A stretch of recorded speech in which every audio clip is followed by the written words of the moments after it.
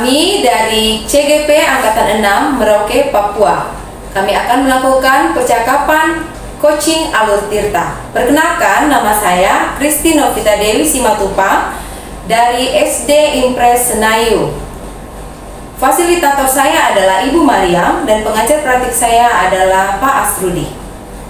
Saya, Ibu Maria Immaculata Layan, berasal dari SMA Negeri 1 Merauke dengan fasilitator Ibu Mariam dan pengajar praktik Bapak Asrudi.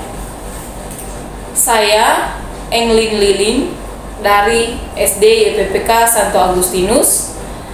Fasilitator saya, Ibu Mariam. Pengajar praktik saya, Pak Asrudi. Baik, kita mulai.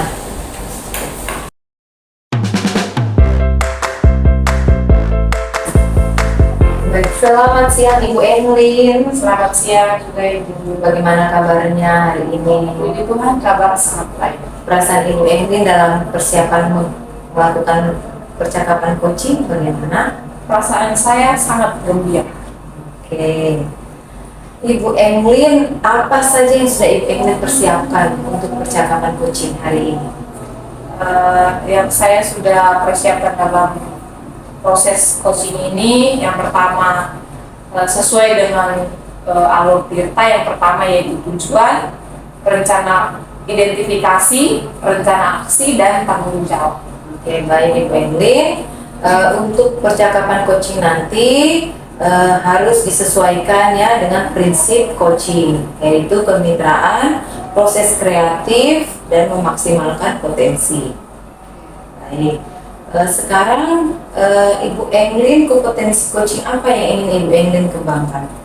Ya, dalam coaching ini kompetensi yang saya ingin kembangkan yaitu yang pertama presence atau kehadiran penuh, mendengarkan aktif atau mendengarkan dengan rasa, kemudian mengajukan pertanyaan yang berbobot. Baik, untuk ketiga itu yang mana yang lebih spesifik yang ingin Ibu saya observasi? Oke, baik. Jadi dari ketiga kompetensi yang saya sudah sebutkan tadi, saya ingin meningkatkan kompetensi presence atau kehadiran penuh di dalam proses coaching yang akan saya lakukan. Oke, jadi Ibu ingin saya observasi bagian untuk kesadaran penuh atau presence dalam melakukan proses coaching nanti kepada Ibu Maria. Indikator pencapaian yang ingin Ibu kembangkan atau Ibu inginkan apa? Dalam proses coaching yang saya akan lakukan, saya akan meningkatkan indikator yaitu presence atau kehadiran penuh di dalam percakapan yang saya akan lakukan. Hadir penuh dalam percakapan. Baik, Ibu Englin, silakan Ibu Englin memulai percakapan coachingnya dengan alur tirta. Selamat siang Ibu Maria. Iya, selamat siang Ibu Englin. Bagaimana kabarnya hari ini? Kabarnya baik. Ibu sendiri bagaimana, Bu? Ya, puji Tuhan, kabar saya juga sangat baik. Oke, syukurlah. Ya. Nah, di kesempatan kali ini kira-kira apa yang Ibu Maria ingin bagikan? Begini Bu, sebenarnya saya tuh mau membagikan masalah murid saya di kelas. Murid saya tuh dia sering bolos ya di sekolah, terutama tidak masuk kelas. Nah, dalam pelajaran saya kan mengajar agama. Nah, dalam pelajaran agama ini kan gabung-gabung kelasnya. Nah, kelas 1 misalnya 12 IPS digabung dengan 12 IPA. Nah, anak yang sering kali bolos ini di kelas 12 IPS. Nah, bolosnya karena dia itu anaknya suka di kantin, berlama-lama di kantin untuk jajan. Kalau saya tanya kenapa kalian bolos, alasannya masih di kantin mau jajan. Begitu Ibu. Jadi sudah beberapa kali anak-anak saya ini atau murid-murid di kelas saya yang kalau saya pas mengajar itu sudah saya absen, memang banyak yang bolos Ibu. Apalagi di siang hari, itu masalahnya. Entah kenapa kalau di siang hari murid suka bolos, tidak mau masuk kelas begitu. Ibu menghadapi siswa yang bolos tadi ya. Iya Bu. Nah, kira-kira apa yang Ibu inginkan dari percakapan kita ini? Ya baik, terima kasih Bu Englin. Sebenarnya yang saya inginkan ini untuk bercerita kepada Ibu ini, saya bisa merasa lega lah bahwa saya tidak berpikir sendiri tentang kasus ini. kan kebanyakan ya guru-guru, kebanyakan guru dimanapun bertemu dan berjumpa dengan murid yang suka bolos. Nah di sini saya bisa bercerita dengan ibu, bersharing, saya bisa menemukan ya kira-kira solusi lah yang terbaik untuk anak-anak saya ini. Ya, solusi dari siswa ibu yang Iya suka betul bolos sekali tadi ya. ya. Bagaimana perasaan ibu menghadapi siswa yang seperti ini yang dalam pembelajaran suka bolos? Nah itu kira-kira perasaan ibu menghadapi itu bagaimana? Ya sebenarnya kalau udah perasaan ya campur aduk Bu. Ya, Kadang saya mau kasih tinggal, kasihan juga nanti kalau mereka tidak punya nilai kan yang rugi kan mereka bukan saya. Yang ingin belajar kan anak-anak. Nah sebenarnya itu susah juga untuk kita mau bilang campur aduk lah. Ya tapi di awalnya sebenarnya karena kita berpihak kepada murid, perasaan saya sendiri sebenarnya kecewa karena anak-anak ini kan harusnya memperoleh pelajaran, mendapatkan ilmu, mereka sendiri tidak mau gitu. Jadi saya harus berusaha berpihak kepada murid, mencari anak-anak seperti itu untuk kembalikan mereka ke dalam kelas kalau supaya bisa berpelajaran dengan baik. Begitu Ibu, untuk perasaan tidak ada guru yang senang kalau muridnya seperti itu ya Bu ya. Iya. Nah, seperti itu yang saya rasakan, memang agak kecewa pada anak-anak yang bolos ini Bu. iya benar ya. Ya benar Ibu ya, kalau murid kita bolos ya tentu perasaan kita tidak senang. Betul Ibu. Nah, apa yang Ibu sudah lakukan terhadap masalah yang Ibu temui? Ya sebenarnya yang sudah saya lakukan tuh pertama-tama begini ya Bu, saya tuh panggil anaknya. Saya data dulu anak-anak yang suka bolos, kan kalau saya mengajar tuh 14 kelas Bu, 14 kelas digabung-gabungkan. Lalu saya selalu mendata anak-anak ini yang sering bolos dengan daftar hadir. Nah, absennya saya lihat, oh yang bolos saya kasih warna, misalnya warna merah gitu kan, suka bolos merah. Nah banyak juga nih merah-merah ternyata bolos. Saya mengidentifikasi anak-anak dulu, lalu saya panggil anaknya. Nah ada anak yang saya kalau panggil susah sekali untuk datang, bahkan sampai saya pengumuman di toa juga supaya dia ada di mana kan dengar, tapi juga tidak datang. Oke lah, tidak apa-apa. Tapi ketika saya jalan dan keluar dari ruangan saya ini, kebetulan ketemu. Nah itu kalau saya tanya, garu-garu kepala, senyum-senyum, coba apakah itu jawaban Ibu kalau saya guru menanya kenapa kamu bolos. Jadi itu kadang-kadang saya belum menemukan kenapa alasan anak-anak ini bolos di siang hari itu. Jadi yang langkah saya lakukan itu memanggil, kemudian memberi nasihat lah intinya. Kalau mereka juga tidak mau dengar ya, istilahnya tidak mau berubah begitu, saya langsung bawa ke wali kelas. Sudah saya, bukan istilah ancam, cuma kata ancam itu nggak bagus ya. Sudah saya bilang, saya sampaikan kepada wali kelas kalian, kalau kalian belum mau berubah ya, saya sampaikan ke wali kelas. Kan kadang-kadang anak-anak takut sama wali kelasnya, toh ya tidak boleh Bu, tidak mau katanya. Ya sudah, tapi itu yang harus saya tempuh, bahwa saya harus menyampaikan ke wali kelasnya, kemudian ke guru BK kalau ini juga, kalau belum bisa diatasi. Bahkan kalau enggak ya langsung ke kepala sekolah. Tapi saya akan berusaha untuk atasi dulu. Saya panggil cara baik-baik, sampaikan supaya mereka mengerti Bu. Ya itu. Ya, menurut saya itu langkah yang tepat yang Ibu ambil. Ini hal yang luar biasa yang Ibu temui. Nah, berdasarkan apa langkah yang Ibu sudah lakukan tadi, kira-kira dalam keberpihakan kepada murid, Ibu kira-kira sudah merasa berada di skala berapa? Kalau kita bicara skala ya Bu, memang idealnya skala itu rentangnya harus sampai 10 ya. Iya. Tapi namanya belajar seperti ini kan kita pasti bertemu dengan siswa yang kurang dan siswa yang lebih. Nah kadang-kadang guru itu kan lebih melihat yang lebih ya, siswa yang murid yang lebih di kelas begini. Tapi kalau murid yang kurang begini, guru kan tanda petik perhatikan atau enggak. Nah itu yang membuat saya, ya kalau sebagai guru yang kita harus melihat anak-anak dengan sungguh-sungguh dan berpihak kepada murid, kita harus memberikan skala yang menurut saya yang 10 ideal seperti tadi. Cuma kalau dengan masalah yang ini yang saya hadapi beberapa anak, saya masih skala 6 Bu, belum sempurna lah Bu, masih susah juga, kesulitan menghadapi anak-anak bolos ini. Iya. Nah, tadi Ibu sudah mengatakan bahwa pasti kita semua inginnya di posisi yang sempurna, yaitu 10 Ibu ya. Tadi Ibu sudah mengatakan bahwa Ibu berada di skala 6, berarti masih ada 4 poin Ibu ya untuk mencapai posisi yang sempurna. Nah, dari skala 6 yang Ibu sudah capai, kira-kira Ibu ingin meningkatkan ke skala berapa lagi? Ya, kalau ini pelan-pelan dulu, saya paling naiknya ke skala 9 aja, Bu. Pokoknya anak sudah sedikit berubah, saya sudah senang. Hadir saja, pokoknya hadir di kelas, duduk, dia manis, itu saya sudah senang. Mau mengerti atau tidak pelajaran, nanti kamu dalam kelas. Kadang-kadang begini, Bu, sampai kalau saya sudah melihat anak seperti itu, sudah ya, nanti kamu di kelas, kamu mau tidur, tapi nanti di kelas, kayak gitu. Iya. Tapi tidak baik juga kan kalau kita di kelas terus anaknya tidur. Tapi kalau alasan tidur itu kalau dia memang hubungan yang sudah sulit sekali, supaya nggak, anak kan tidak berkeliaran di kelas di luar ya. Iya. Nah gitu. Oke, nah kira-kira tadi Ibu ingin meningkatkan ke skala 9. Iya betul. Kira-kira langkah apa lagi yang Ibu mau tempuh untuk siswa yang sering bolos ini?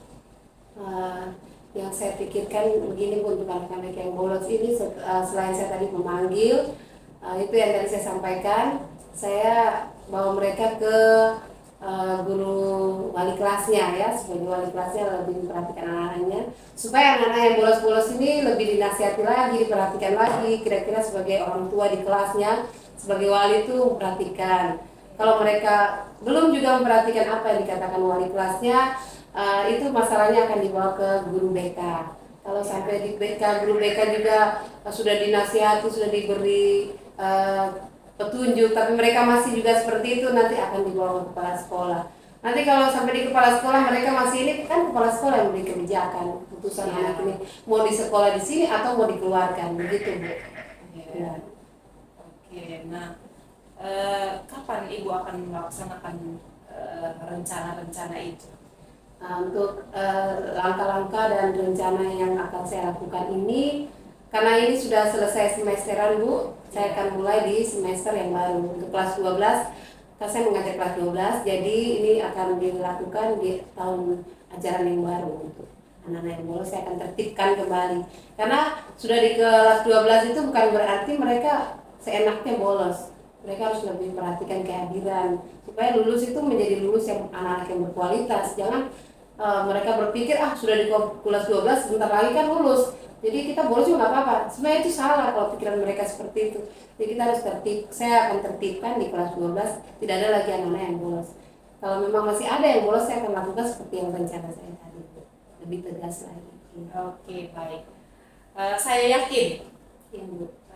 Ibu pasti bisa menyelesaikan masalah-masalah yang Ibu hadapi. Karena dari cerita yang saya sudah dengarkan tadi, Ibu sudah bercerita itu langkah-langkah yang Ibu sudah tempuh itu langkah-langkah yang luar biasa. Sudah berpihak kepada murid, tidak membiarkan siswa yang bolos, Ibu tidak biarkan. Jadi Ibu sudah menemukan solusi dari permasalahan-permasalahan yang Ibu hadapi.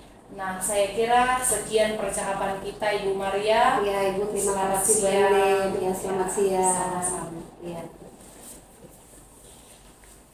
Baik, Ibu Englin, selamat telah menyelesaikan percakapan coachingnya. Dari percakapan coaching yang telah Ibu Englin lakukan, apa saja dari awal sampai akhir yang telah Ibu lakukan yang menjadi indikator ketercapaian? Iya, seperti tadi saya menyiapkan percakapan alur tirta, yaitu tujuan. Nah, tadi tujuannya itu apa yang Ibu Maria atau si coach ingin capai dari permasalahannya. Kemudian identifikasi, yaitu bagaimana perasaan Ibu Maria ketika menghadapi masalah itu. Kemudian di rencana aksi. Nah, di rencana aksinya itu langkah-langkah apa yang Ibu Maria ingin capai dari permasalahan yang dihadapi. Kemudian yang terakhir, tanggung jawab. Nah, di tanggung jawab itu saya kira Ibu Maria sudah sangat bertanggung jawab terhadap muridnya, tidak membiarkan muridnya terus-terus bolos, tetapi Ibu Maria sudah mengambil langkah yang sangat tepat untuk muridnya. Itu yang saya sudah lakukan. Baik, Ibu Englin sudah sangat baik ya.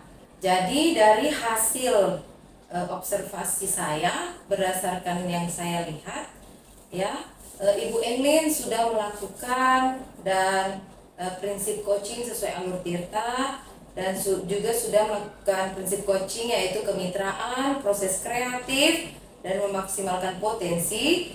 Dan juga Ibu Englin sudah melakukan sesuai dengan kompetensi coaching yang seperti yang awal kita bahas, bahwa Ibu Englin telah hadir penuh, ya, ada percakapan antara dua arah. Ibu Englin sangat mendengarkan dengan aktif apa yang Ibu Maria katakan, dan juga pertanyaan yang Ibu Englin ajukan kepada Ibu Maria sudah berbobot.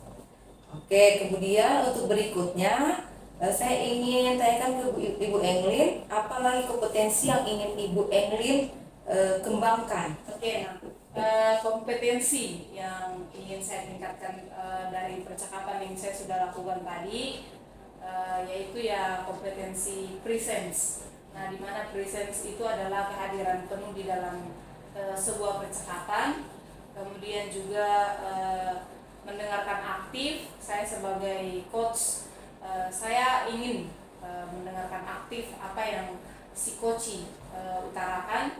Kemudian saya mengajukan pertanyaan-pertanyaan yang berbobot. Oke, baik. Ya, baik, sudah selesai ya Ibu Englin. Sukses selalu untuk Ibu Englin. Terima kasih.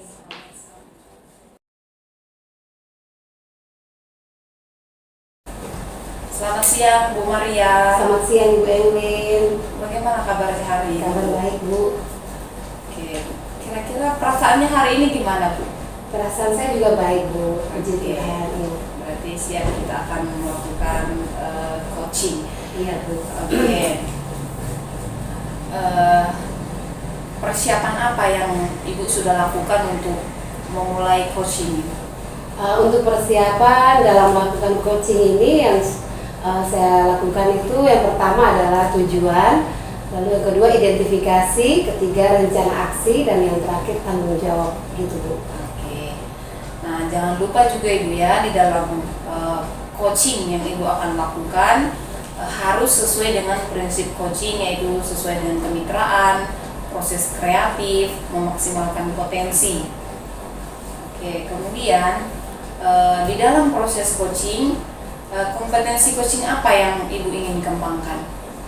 Baik, terima kasih Bu. Kompetensi yang ingin dikembangkan di sini, yang pertama presence atau kehadiran penuh, yang kedua mendengarkan aktif atau mendengarkan dengan rasa, lalu yang ketiga mengajukan pertanyaan yang berbobot. Begitu Ibu. Iya. Oke, dari ketiga kompetensi yang Ibu sudah sebutkan tadi, bagian kompetensi mana yang secara spesifik yang Ibu ingin observasi? Baik, yang secara presence atau kehadiran penuh Bu yang ingin saya kembangkan atau fokus. Oke. Kemudian indikator ketercapaian dari tujuan pengembangan mana yang Ibu inginkan? Di sini yang saya inginkan, saya ingin hadir secara penuh dengan permasalahan yang dihadapi oleh coaching. Oke, baik Ibu. Silakan melakukan proses coaching sesuai dengan persiapan yang Ibu sudah persiapkan bersama dengan Ibu Christine. Oke, baik, terima kasih Ibu. Ya, saya dengan Bu Christine ya. Baik, selamat siang Ibu. Selamat siang, Maria. Ya, apa kabar Ibu Christine? Puji Tuhan baik Bu. Syukurlah kita semua baik-baik, dilindungi Tuhan ya Ibu ya. Baik, apa yang Ibu sampaikan, ingin Ibu sampaikan dalam permasalahan Ibu? Silakan Ibu. Baik Ibu Maria, terima kasih atas waktunya Ibu Maria mau mendengarkan permasalahan saya. Jadi saya memiliki masalah untuk di semester 1 ini Bu.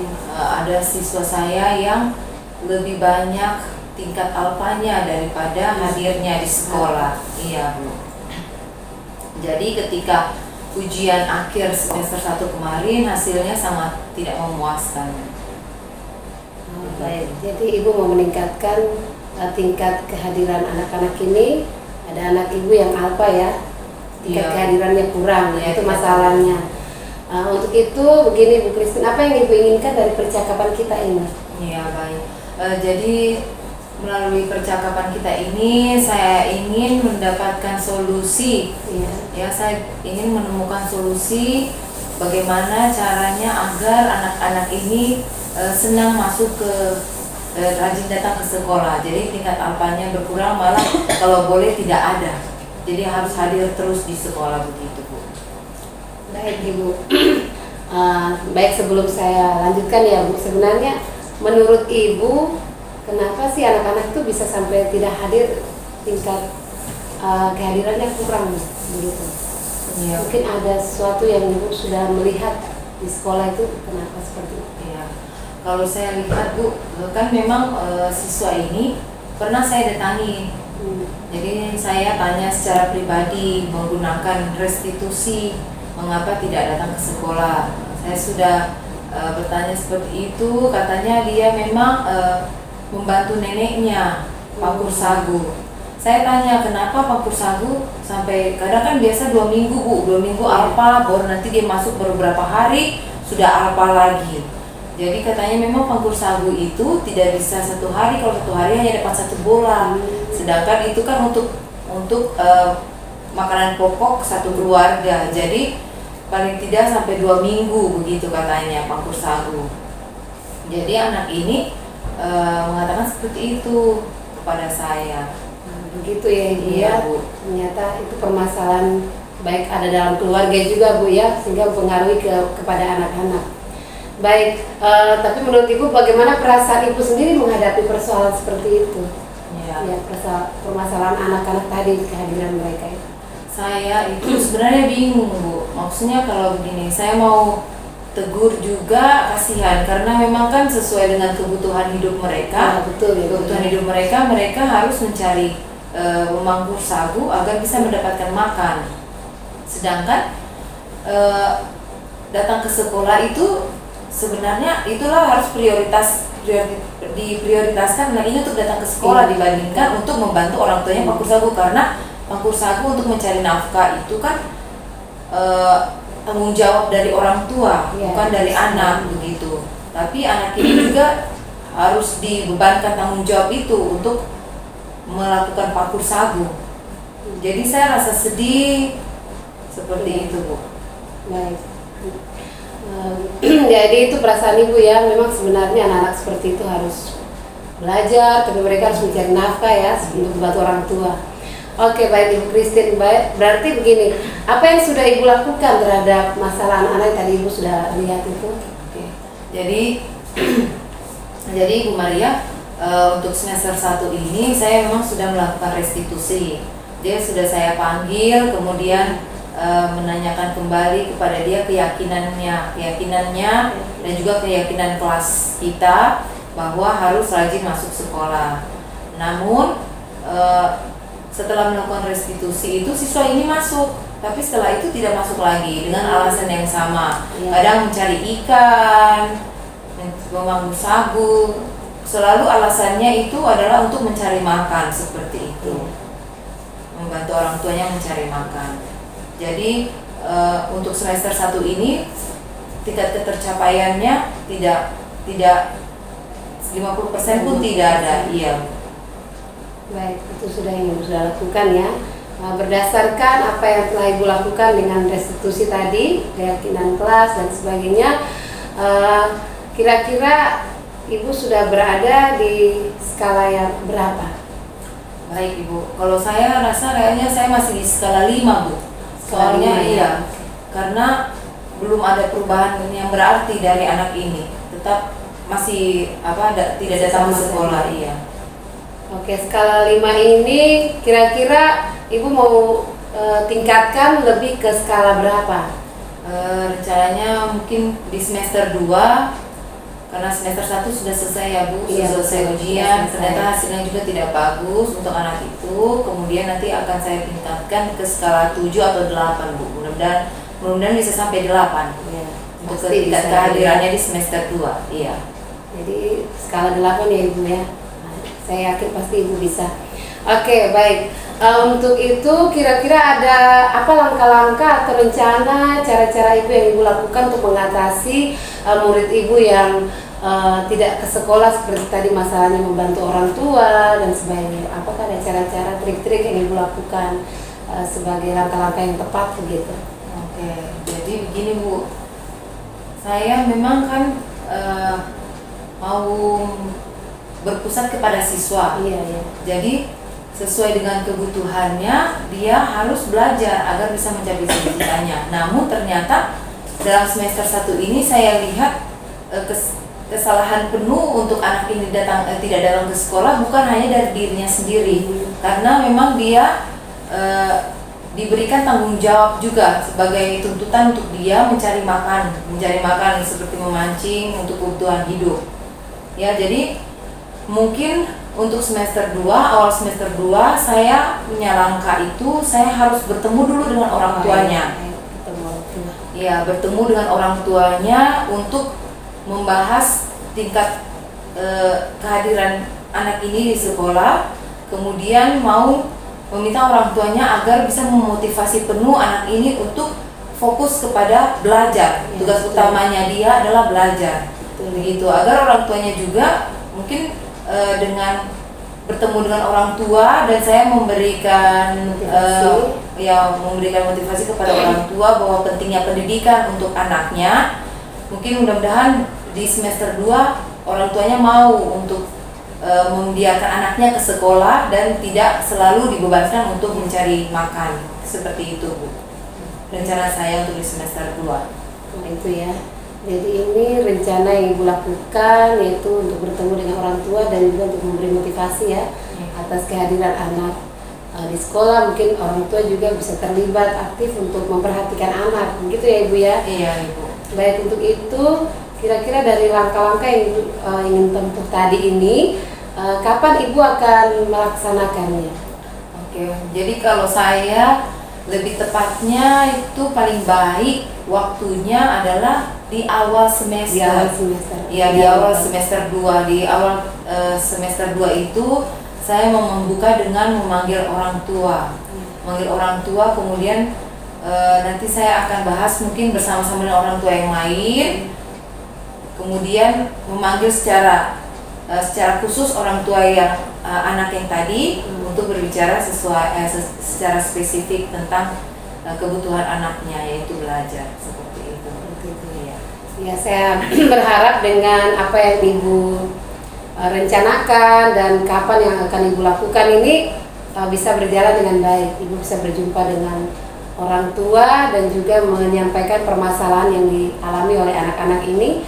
Semoga orang tua juga bisa mengerti ya, Bu. Kadang-kadang kan ada orang tua yang masa bodoh dengan anak, tidak mau pikir yang penting orang tuanya itu aman-aman aja, anak-anaknya juga tahu-taunya di sekolah kan seorang guru ya sudah aman begitu. Padahal kan ada masalah-masalah yang perlu diperhatikan seperti tadi yang Ibu Christine sampaikan. Jadi itu saya rasa penting sekali harus bertemu dengan orang tua sehingga mereka tahu, oh ternyata anaknya seperti ini, kalau tidak hadir, tidak sekolah, untuk masa depannya bagaimana. Nah itu juga harus membuka pikiran mereka ya, Bu ya. Iya. Untuk itu saya selalu dengan Ibu Christine ya, untuk menghadapi persoalan ini tidak mudah, Bu. Iya. Karena ini kita melihat kenyataan memang saat ini, apalagi anak-anak Papua tuh memang begitu. Mereka hidupnya dengan alam. Mereka dulu tuh kan namanya belum ada banyak orang seperti ini, kita berdampingan seperti ini. Mereka hidupnya kan meramu, Bu. Jadi sudah itu menjadi kebudayaan mereka untuk hidup berpindah dari sini ke sana, lalu untuk mencari makan. Itu sudah menjadi budaya mereka. Sehingga kalau mau merubah budaya itu harus pelan-pelan, apalagi pendidikan. Nah ini hal yang luar biasa yang Ibu Christine buat. Ibu Christine harus pelan-pelan mulai dari orang tua, dari keluarga, sehingga membuka pikiran mereka bahwa begini loh harus belajar seperti ini. Anak-anak harus belajar itu sudah bekerja, jadi orang tua yang bekerja, mencari uang, anak-anak kerjanya belajar, seperti itu ya Ibu. Maunya saya seperti itu, nanti supaya di semester 2 kan anak ini lebih fokus untuk belajar daripada untuk membantu orang tuanya mencari makan, seperti itu. Oke, baik. Ya, saya yakin Ibu pasti bisa ya, Ibu ya. Semangat Ibu. Ya, semangat. Oke, semangat. Begitu Ibu. Ya, baik Ibu Christine. Saya yakin Ibu bisa menyelesaikan permasalahan yang Ibu hadapi ini dengan baik. Ya, terima kasih ya, Maria.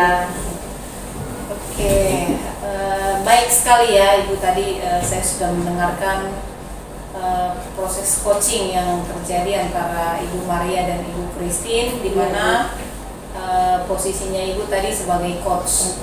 Oke, jadi apa yang Ibu sudah lakukan pada saat proses coaching yang terjadi tadi?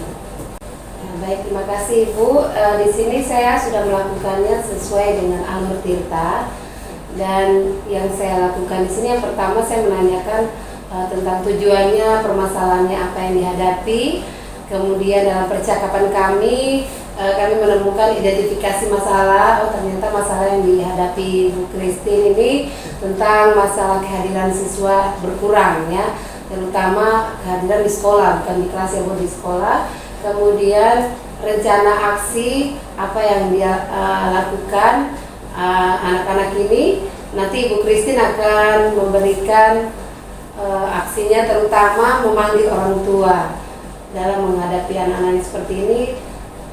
Mungkin berbicara dari hati ke hati dengan orang tua sehingga bisa menemukan solusi yang terbaik untuk memecahkan masalah ini. Kemudian di sini juga ada tanggung jawab Ibu Christine juga menemukan, sebagai guru Ibu Christine betul-betul prihatin dengan anak-anak yang seperti ini. Maka saya melihat tanggung jawab Ibu Christine juga luar biasa, bahwa ini harus penting berjumpa dengan orang tua. Itu penting sekali untuk menunjukkan tanggung jawab sebagai guru itu. Iya, sangat baik Ibu ya. Tadi saya amati tadi proses coachingnya sudah berjalan dengan baik, komunikasinya sudah terjadi secara dua arah. Kemudian tadi kompetensi yang ingin ditingkatkan itu Ibu sudah lakukan, di mana yang pertama itu presence atau kehadiran penuh. Jadi di dalam proses coaching yang Ibu sudah lakukan tadi, Ibu sudah hadir penuh mendengarkan apa yang menjadi permasalahan dari si coach. Kemudian Ibu sudah mendengarkan dengan aktif ketika si coach mengutarakan apa yang menjadi permasalahannya. Tadi Ibu sudah hadir dan mendengarkan dengan secara aktif. Kemudian tadi juga saya lihat Ibu sudah mengajukan pertanyaan-pertanyaan yang berbobot. Nah, oke, jadi sangat baik sekali di dalam percakapannya tadi. Nah, kira-kira kompetensi apa lagi yang Ibu ingin tingkatkan lagi?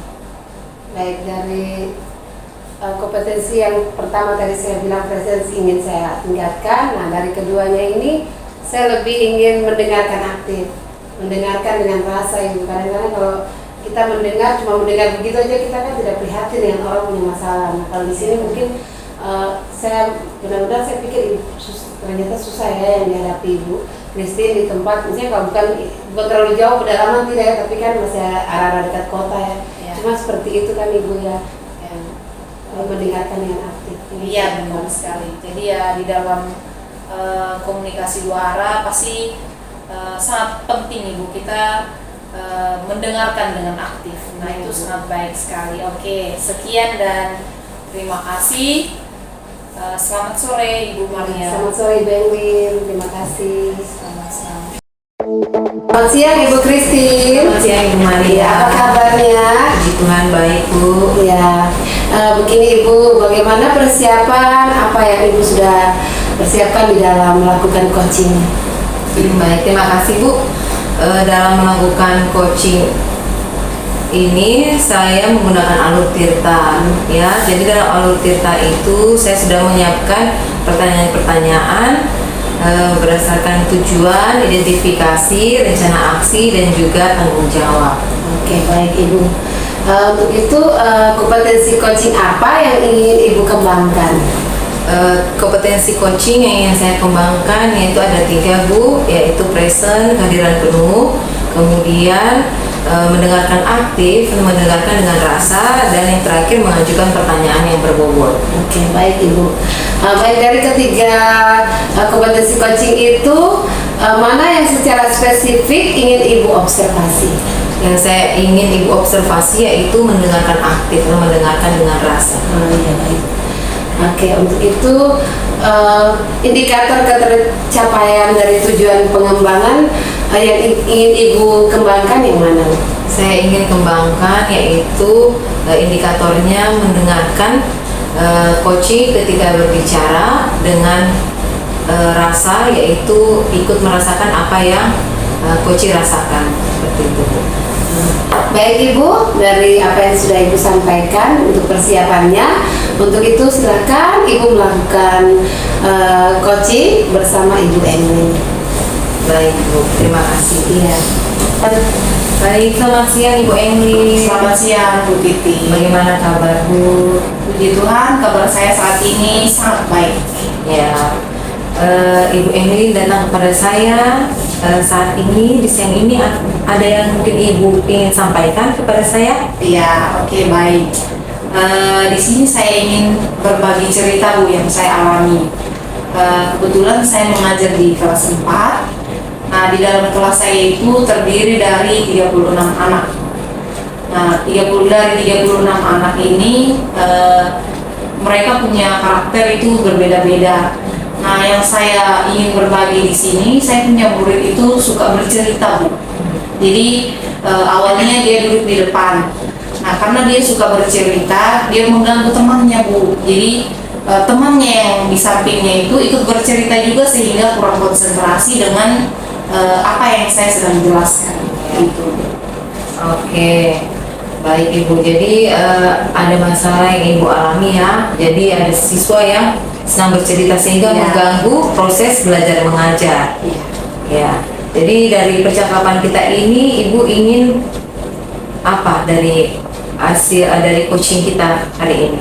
Ya, yang saya inginkan dari coaching kita ini, Bu, saya ingin murid yang tadi itu tidak lagi bercerita. Jadi di dalam kelas itu awalnya dia duduk di depan, saya pindahin Bu ke tengah supaya dengan maksud tidak lagi mengajak temannya bercerita. Nah, tapi yang saya pindahkan itu ternyata dia mengajak lagi temannya yang di samping untuk bercerita. Baik. Ya, saya mengerti apa yang dirasakan oleh Ibu Enelin ya. Jadi sangat mengganggu proses pembelajaran jika ada siswa yang juga tidak aktif mendengarkan namun aktif berbicara ketika dalam pembelajaran, sehingga mengganggu teman-temannya yang lain. Ya, jadi bagaimana perasaan Ibu terhadap siswa Ibu ini? Ya, perasaan saya kadang sedih juga ya Bu ya, karena sebagai guru kita kan menjelaskan di papan dengan harapan semua murid yang ada di kelas kita itu paham apa yang kita sedang menjelaskan.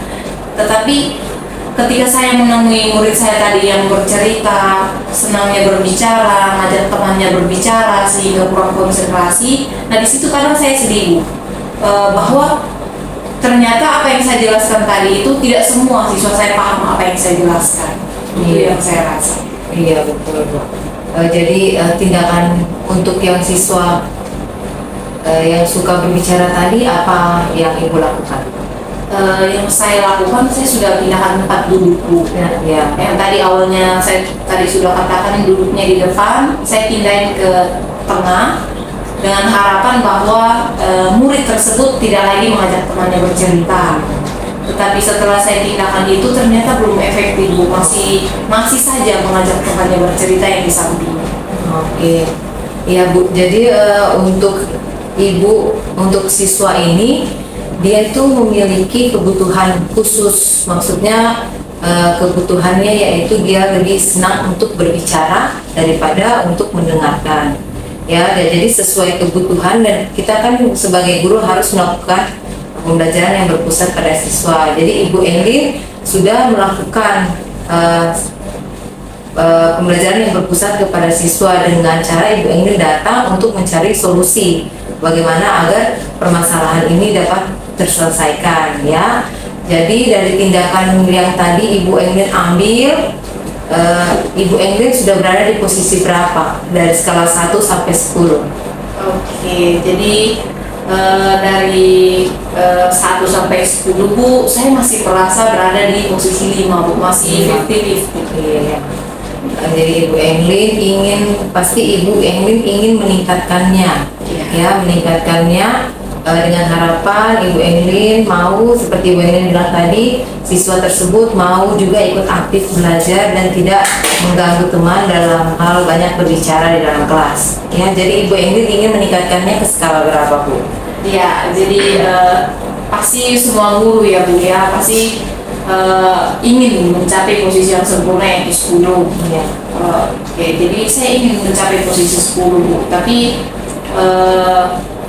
untuk saat ini saya ingin tingkatkan ke posisi 9 lah dulu.